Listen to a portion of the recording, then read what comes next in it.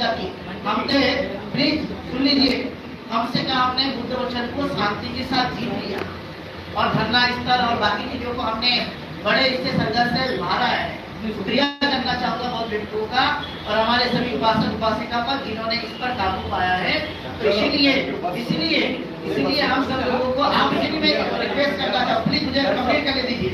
आप लोगों से मैं रिक्वेस्ट करना चाहूंगा कि आप भी इस तरह की चीजों को ध्यान में रखिए प्लीज, क्योंकि समाज में आप भी रहते हैं, सभी लोग रहते हैं, उसकी गरिमा बनाए रखना हमारा कर्तव्य है। शांति के साथ में शांति के साथ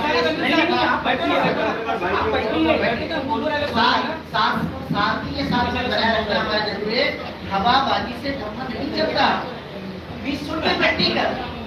प्रैक्टिकल प्लीज कंप्लेन में हम समझ गए।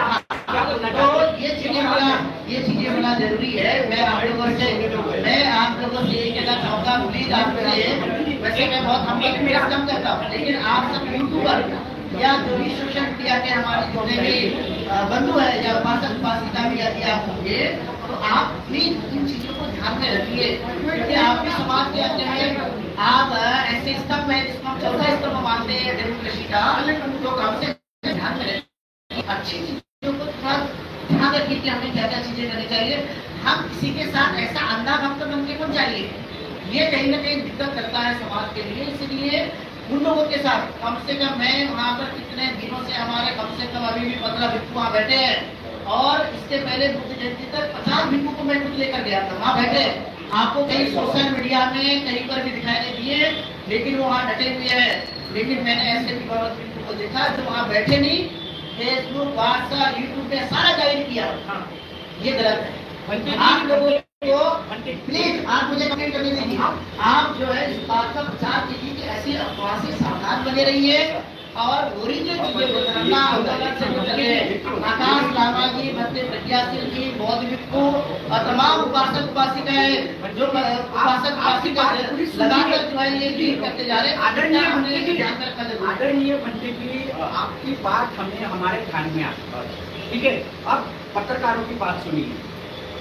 आप किस प्रकार से बता रहे हैं कि विनायकाचार्य श्रावणेर है, तो हम भी चलो मान लीजिए श्रावणेर मानना है। हाँ नहीं, आप हमसे डिबेट मत कीजिए और आकाश लामा जी ये श्रावणेर है क्या, ये मेरा एक सवाल है। विनायकाचार्य और आकाश लामा जी ये दोनों आपके श्रावणेर ही है क्या, ये पहले क्वेश्चन मेरा रहेगा। और दूसरा क्वेश्चन मेरा ये है कि आकाश लामा जी अभी जेल में है, कारागृह में है। माफ कीजिए विनायकाचार्य जी, माफ कीजिए, मैंने माफी मंगा मैं सबके सामने शब्द उलट हो गए।